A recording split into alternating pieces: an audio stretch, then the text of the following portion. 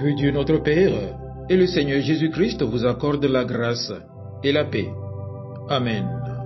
Le texte biblique de ce mardi 3 juin 2025 est tiré du livre de Job, Job chapitre 9, du verset 1 au verset 12.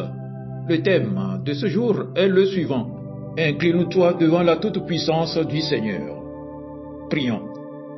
Éternel notre Dieu, donne-nous de reconnaître ta grandeur et de nous incliner devant ta toute-puissance avec foi et confiance.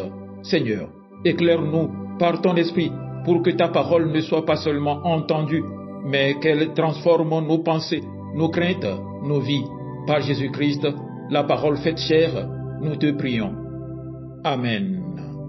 Job, chapitre 9, du verset 1 au verset 12. Job prit la parole et dit: Je sais bien qu'il en est ainsi. Comment l'homme serait-il juste devant Dieu? S'il voulait contester avec lui sur 1000 choses, il ne pourrait répondre à une seule. À lui la sagesse et la toute-puissance qui lui résisteraient impunément. Il transforme soudain la montagne, il les renverse dans sa colère. Il secoue la terre sur sa base et ses colonnes sont ébranlées. Il commande au soleil et le soleil ne paraît pas. Il met un sceau sur les étoiles. Seul, il étend les cieux. Il marche sur les hauteurs de la mer. Il a créé la grande ourse, l'Orion et les Pléiades et les étoiles des régions australes. Il fait des choses grandes et insondables, des merveilles sans nombre. Voici, il passe près de moi et je ne le vois pas. Il s'en va et je ne l'aperçois pas. S'il enlève, qui s'y opposera? Qui lui dira: Que fais-tu? Amen. Chers frères et sœurs bien-aimés, dans ce passage, Job exprime un profond sentiment d'impuissance face à la grandeur de Dieu. Il reconnaît que l'homme, aussi juste qu'il tente d'être, ne peut se comparer à Dieu, ni même lui répondre. La justice humaine n'est pas sur le même plan que celle de Dieu. Ce décalage crée une tension. Dieu est si élevé que même la tentative de discussion semble vaine. Dieu n'est pas un égal avec qui on débat.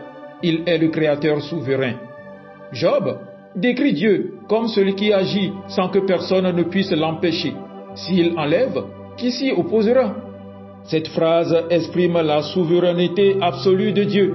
Il n'a de compte à rendre à personne.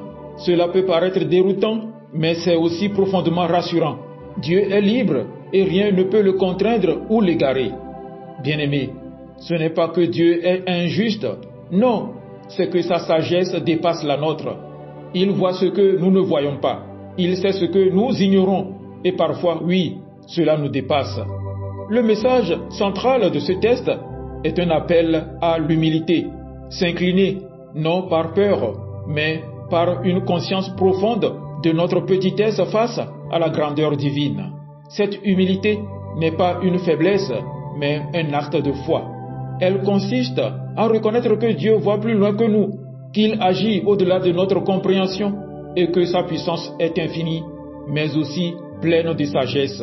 S'incliner devant Dieu, ce n'est pas un geste de résignation, c'est un geste d'adoration, c'est-à-dire: tu es Dieu, je ne le suis pas, tu règnes et je me soumets avec confiance à ton autorité. Incliner la tête devant la toute-puissance du Seigneur, c'est reconnaître qu'il est Dieu et que nous sommes ses créatures. Ce n'est pas abandonner tout espoir, mais plutôt placer notre confiance entre les mains du seul qui voit tout, sait tout et gouverne avec justice.